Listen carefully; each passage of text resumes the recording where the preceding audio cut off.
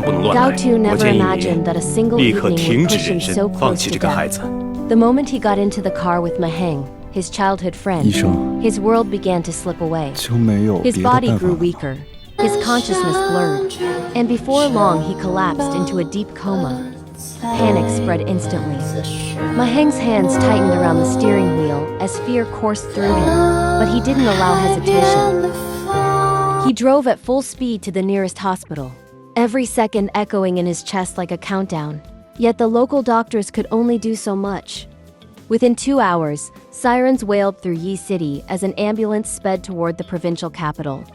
Their destination was the leading pheromone specialist hospital because Gao Tu's condition wasn't just critical.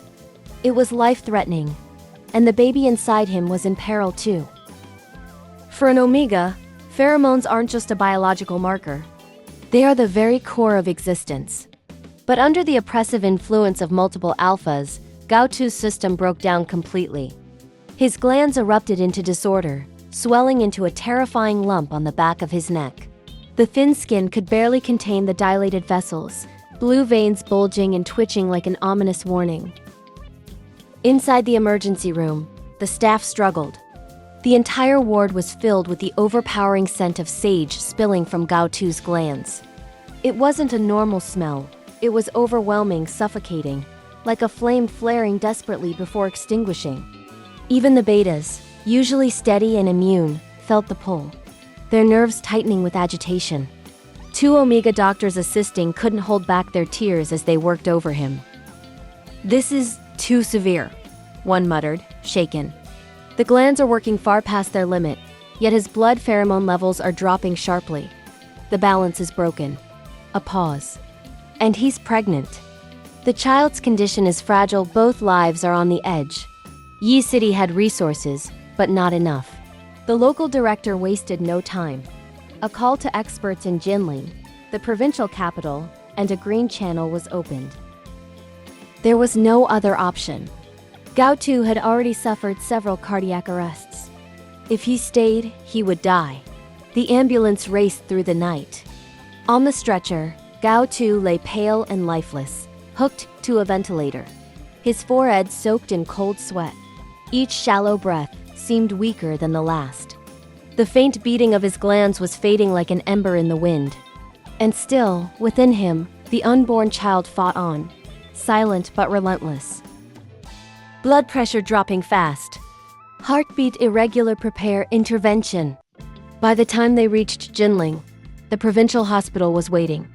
The emergency team had already assembled. Pheromone specialists, obstetricians, and senior physicians. They knew this case would test everything they had. For 4 endless hours, the operating room became a battlefield. Machines screamed with alarms. Doctors barked orders. Every passing minute felt heavier than the last. And yet, at last, there was a flicker of hope. Gao Tu's vital signs began to stabilize. But stability didn't mean safety.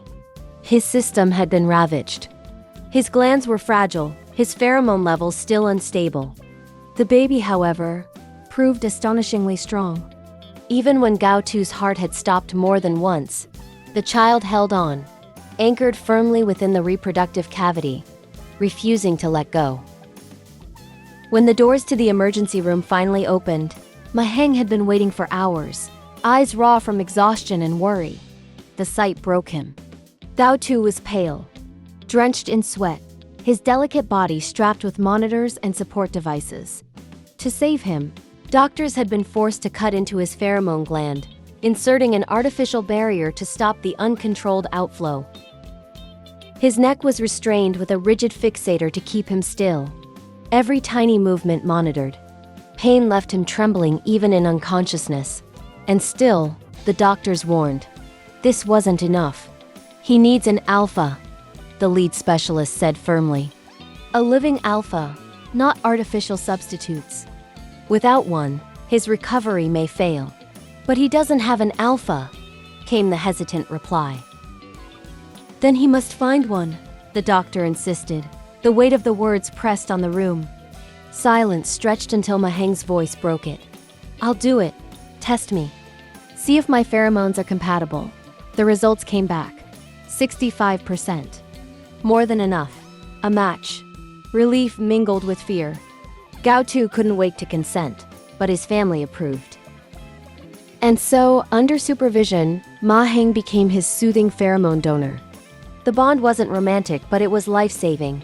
News traveled quickly. Gao Qing, Gao Tu's sister, rushed from Yi City to Jinling. The sight of her brother lying motionless nearly crushed her, but she held her ground. Her eyes were red from crying when she met Heng in the corridor. "What did the doctors say?" she demanded, hope trembling in her voice. Heng forced a smile, his heart aching. "We're a match. The doctors say he has a chance. Don't worry, he'll make it." For those who don't understand, pheromone compatibility is more than science, it's survival. Normally, alphas and omegas pair randomly within a range of 40 to 50%. Above 50, there is natural goodwill, an affinity that allows soothing and stability. Loving couples often exceed 75%, but compatibility has always been controversial. Can numbers really define love? Can percentages measure devotion? History has shown the danger of forcing it. Decades ago, a powerful alpha tried to artificially raise compatibility with an omega he desired. Experiments with genetic modification and pheromone injections ended in tragedy. Love cannot be engineered. And yet, here in this sterile hospital, compatibility was the difference between life and death. Heng's steady presence, his pheromones reaching out like a calming tide, steadied Gao Tu's collapsing system. He wasn't just a friend now. He was the anchor tethering him to life. Still unconscious, Gao Tu's body trembled under the strain. His glands, scarred and bandaged, pulsed weakly. His face remained pale. Machines measured every fragile heartbeat. But beneath the frailty, his child clung fiercely to survival. It was as if the baby mirrored its father's determination, refusing to give in. No matter the odds, outside the ICU, Gao Qing sat beside Heng. Neither spoke much. Words felt useless in the heavy silence, where every minute stretched into eternity. But both held on to the same fragile hope that Gao Tu and his unborn child would endure. This wasn't just about medicine. It was about connection. It was about a bond formed not by romance, but by loyalty, care, and the refusal to abandon someone you love. Compatibility might be a number on paper, but in reality, it was the lifeline keeping an omega and his child alive. Heng stayed, not because he had to, not because duty demanded it, but because he couldn't imagine a world without Gao Tu. And Gao Qing, exhausted yet unyielding, discovered that even in the coldest hospital corridors, hope could glow like a lantern in the dark. The fight was far from over. Gao Tu's future remained uncertain, his child's safety still fragile. But for the first time, the shadows lifted just enough to reveal a glimmer. Not of guaranteed survival, but of possibility. And sometimes, possibility is enough to keep going. If Gao Tu's struggle touched you, if you felt Heng's devotion and Gao Qing's pain, please like this video and share your thoughts in the comments.